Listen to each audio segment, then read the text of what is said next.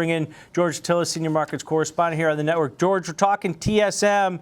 You know, not surprising, hitting all-time highs. NVIDIA's just off all-time highs because they're building all these chips that, you know, NVIDIA's making, AMD's going to make, Intel maybe as they get their foundry business up. But it's not surprising to see the stock doing really well, George, when the demand is outstripping supply right now.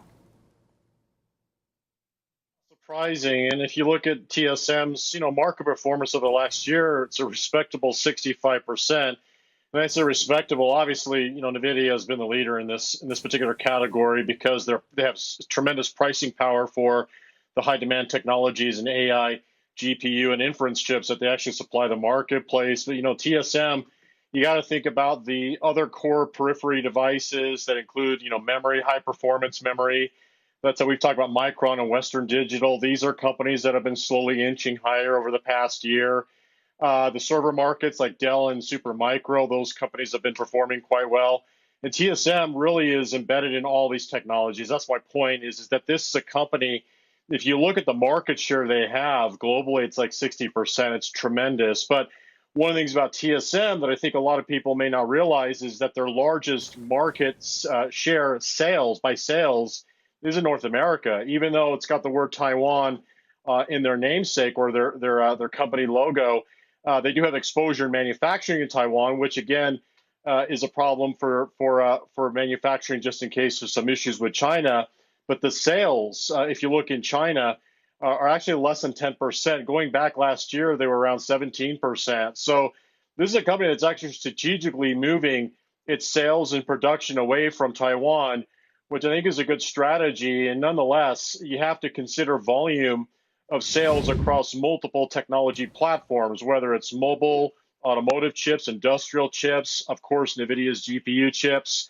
And the memory chips, I think, are still in high demand, not just from an AI server, data center, and cloud infrastructure standpoint, but I also think from a PC standpoint, we're moving into that cycle where we're talking about AI being implemented or integrated into PCs, from the shelf. And this is essentially going to cause another revamp or recycle higher for PCs. So I think TSM, broadly speaking, is just well positioned. It's not a company that's generating huge profit margins like NVIDIA because they don't necessarily have the pricing power, but it's a company that generates so much revenue in terms of its volume. And I think that's what you have to consider as this stock is hitting new highs, but it's doing so in a steady capacity versus sort of a parabolic one that we're seeing in NVIDIA.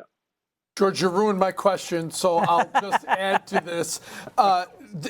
This company has 59% or 54% market share. Their order book is sold out. They're clearly the leader in contract chip making, but they're moving plants to U.S., Japan, Germany, all to get away from the China risk. So the question is, how big is this China risk? How much can they move overseas to other countries to be safe?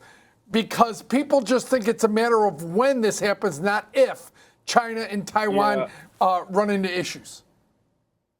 So this is a major issue. I mean, we're talking geopolitical and really strategic issue globally. And again, whether this occurs or becomes an actual event, I can't say. But I think it's an implied risk that everyone has to consider. And it's an implied risk for all technology. And that's why this company is just such a strategic, important one. A global one would say it's probably one of the most strategically important companies in the world. And so, I think this is an issue from a geopolitical standpoint that's extremely important, very sensitive to changing dynamics in China and the relationships with Taiwan. It is an implied risk, but again, you have to consider what's happening with the business in terms of strategically reallocating its capital, reinvesting capital overseas. And again, from a sales standpoint, TSM has diversified away from China, but from a manufacturing standpoint, they still have a long way to go. And I think that's an important thing to consider when looking at this name. But a lot of times, and I would say most of the time, the market trends will tell us once these things sort of manifest. When I'm saying manifest is, geopolitical tensions per se. So now, as long as the stock is trading above its 10-week moving average and 20-week moving average respectively, one would say that the trend is still intact. But I think it's an important consideration to keep in mind if you're investing in this name. All right, great breakdown for us. That's George Tsilis, Senior Markets Correspondent here, giving us the lowdown on TSM.